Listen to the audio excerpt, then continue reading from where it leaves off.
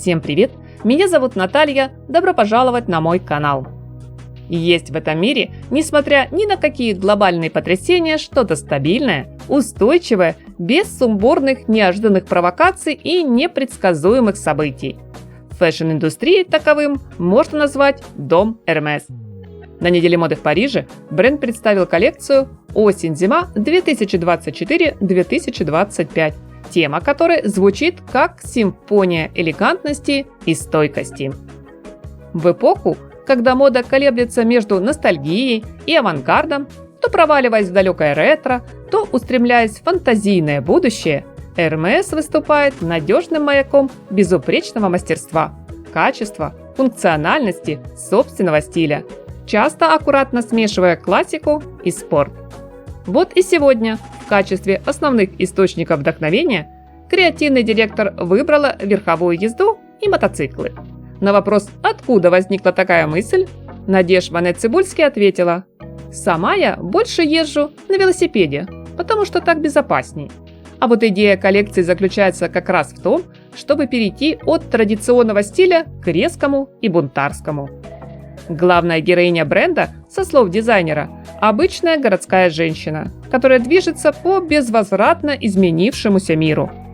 И не важно, что она выберет – мотоцикл или лошадь. Эта девушка-горожанка смело продолжит свое путешествие, даже невзирая на испортившуюся погоду. Возможно, поэтому для шоу Hermès был выбран столь неожиданный сет-дизайн модной локации. Модели выходили на серый цвета мокрого асфальта подиум, похожий на ночную улицу, с металлическими решетками по всей его длине. Во время показа вдруг хлынул почти настоящий дождь. Такой поворот был связан, как оказалось, не только с созданием соответствующей атмосферы на презентации, но и с возможностью лишний раз продемонстрировать высокое качество кожаных материалов, которым теперь после определенных инноваций в производстве и сильный ливень не страшен. Что осенней порой бывает так важно, да еще с учетом немалой стоимости нарядов Hermès, где цена некоторых бывает на уровне Харлея. Когда-то дом Hermès завоевал модный рынок легендарными сумками, а нынче славится не меньшим арсеналом модной одежды, выполненной из различных видов кожи, от гладкой телячьей до овечьей, а также из прочных водоотталкивающих тканей и с широким выбором трикотажных изделий. Но самое главное, любой из представленных стильных образов не для подиума, а для реальной жизни, что, согласитесь, друзья, немаловажно. Бренд не участвует в бесконечной гонке трендов.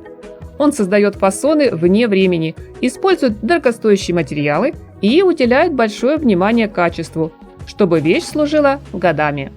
Одежду Hermès отличает безупречный крой, правильные архитектурные формы и линии. В ней нет ничего показушного с блеском гламурных пайеток. Все продумано до мелочей.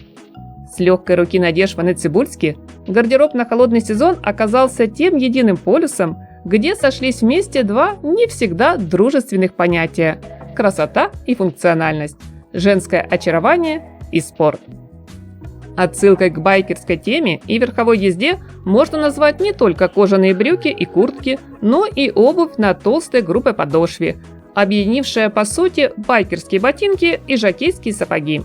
Сюда же добавим плотные рельефные фактуры леггинсы и короткие спортивные бомберы, куртки, жакеты и топы с отделкой металлическими заклепками, брючные комбинезоны и обувь в ковбойском стиле. Цветовая палитра коллекции вполне характерна для осени или зимы. И что очень традиционно для марки Hermès, значительное количество монохромных луков. А если это определенные цветовые комбинации в многослойных образах, то без явного контраста в близкой по тону гамме.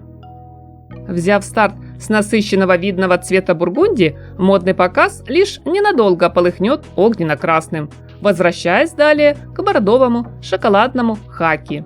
Ближе к финалу на подиум выйдут модели в теплом сливочно-желтом и мягком молочном, а завершится шоу довольно обширным блоком нарядов в черном. На мой взгляд, у бренда Hermès под руководством Надежды Ванет-Цибульски отлично получается угадать, что именно нужно женщинам сегодня, завтра, да и всегда. Мне коллекция понравилась. А ваше мнение, мои дорогие зрители, я с интересом жду в комментариях. Надеюсь на поставленный пальчик вверх и подписку на канал.